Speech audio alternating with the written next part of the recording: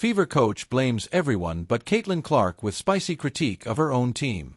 There are people in the broad internet world who are quite quick to respond with obscene aggression to descriptions of Caitlin Clark that are not at least 95% positive.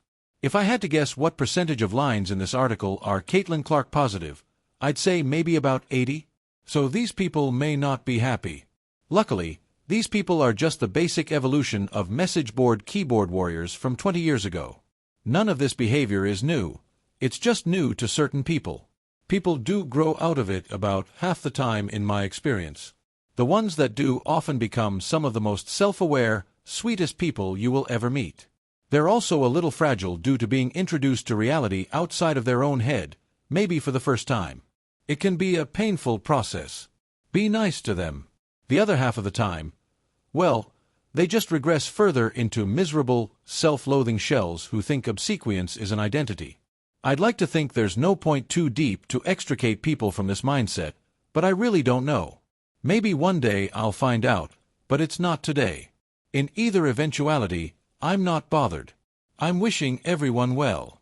So Caitlin Clark returned from injury and put up a 10-point, 5-rebound, 6-assist game in under 25 minutes. It's worth noting she also had 4 turnovers. People expecting an MVP-level return might have been a little let down, but it's impossible to predict how one's body is going to feel the first time you return to game speed.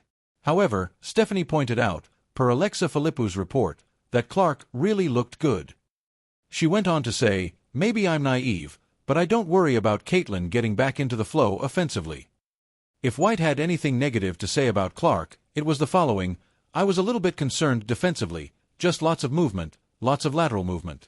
I thought she looked good at times, and I think that that's just building consistency and building her endurance and all of that. And that's not negative. That's a statement of fact as someone returns to form following a physical setback.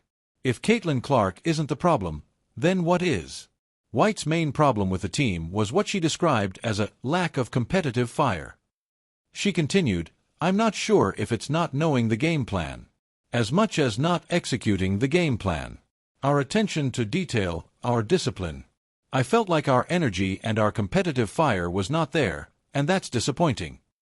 Clark herself echoed this idea, saying, "We struggled scouting report-wise. We struggled with personnel. We struggled to do what the coaches asked of us, and then overall, they just played with more energy and effort, and those are the things that just can't happen." So, well, it's hard to blame Clark for that coming off an injury. Sure, one could make a weird wraparound point that says a team's energy feeds off of what their best player is doing, but when your best player is limited, then there is only so much return you can find through that concept. You have to find something else. The Fever do have a lot to play for this year. One imagines they will find their fire again. It still boggles my mind the amount of attention they get and the kind of attention they get. But, at the same time, it's so cool to see so many people get passionate about women's sports. I'm happy for most of the people in that group, specifically the ones who know how to interact with other people.